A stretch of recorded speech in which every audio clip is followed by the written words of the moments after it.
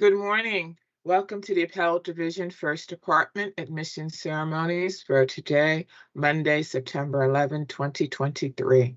Ms. Guerrero? May it please the court, good morning. I'm Veronica Guerrero, counsel to this court's Committee on Character and Fitness. I'm honored this morning to present to the court 41 applicants for admission to the bar. Further, I am pleased to report that the committee has examined the records of each applicant appearing here today. Accordingly, and on behalf of the committee, I certify that each applicant here this morning does possess the requisite character and fitness to merit admission to the bar of the state of New York. Therefore, I do hereby move for their admission.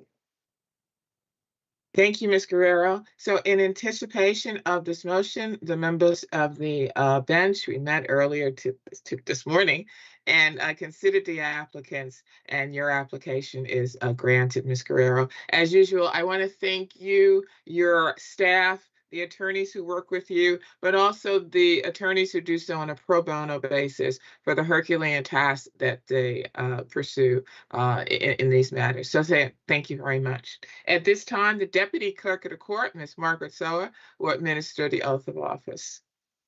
Good morning, Justice Weber. Good morning, candidates. Candidates, please raise your right hand. I'll recite the oath in the form of a question. At the end, I'll ask you to unmute your microphones and respond. Do you solemnly swear or affirm to support the Constitution of the United States and the Constitution of the State of New York, and to faithfully discharge the duties of the office of Attorney and Counselor at Law according to the best of your ability? Please unmute your mics and respond.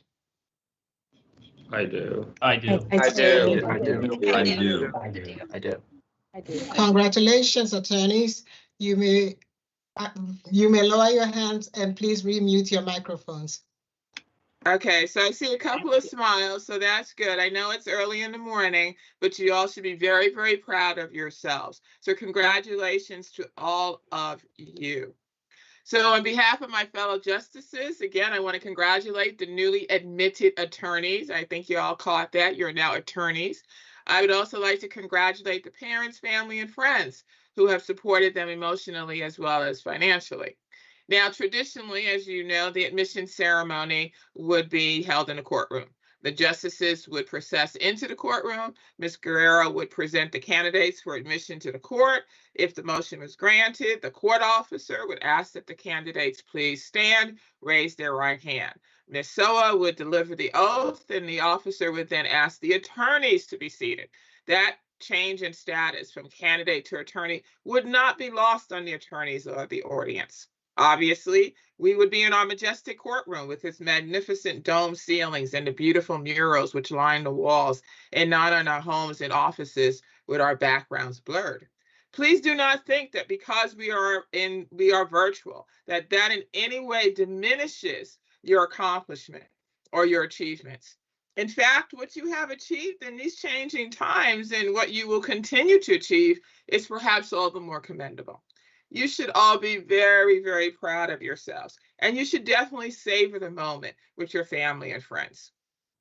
Believe it or not, we are now entering year 3 of virtual admissions, and I must tell you that we anticipate that this will be ending soon.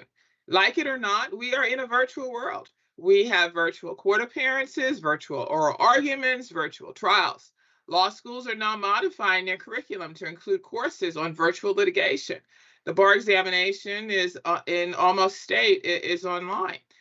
Despite the occasional technological difficulties and a few miscues, we have all adapted to this new reality. And that is the beauty and the hallmark of our profession. That is what being an attorney is all about. The ability to adapt, the ability to recognize an issue or a problem and find a solution, and the ability to work together to do so.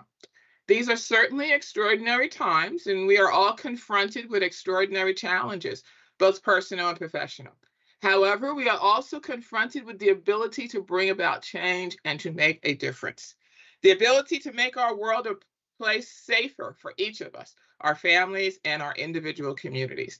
And when I say we, it's because we are all in it together. We are all there to support, help, and encourage each other.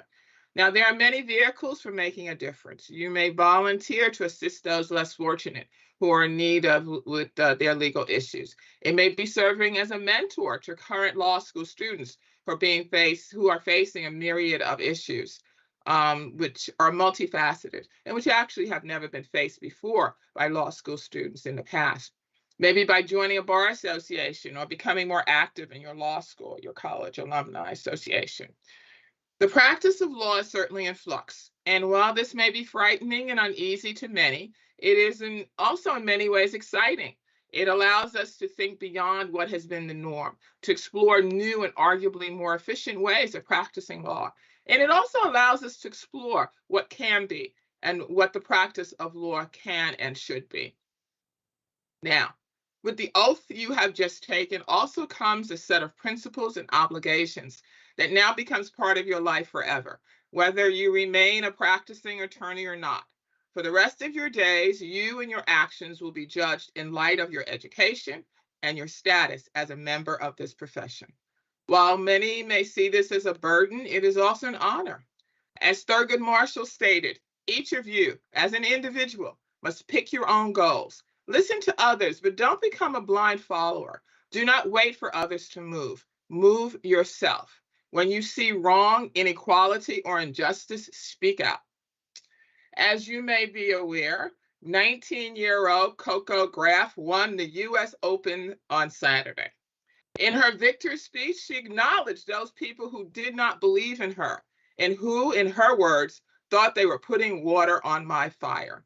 Instead, she said they were really adding gas to it. So attorneys, do not allow others to dampen your resolve. Follow your dreams and your goals. Plunge deeply. Make that decision to try.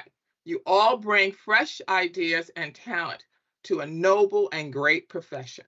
So again, my congratulations to you all. Thank you.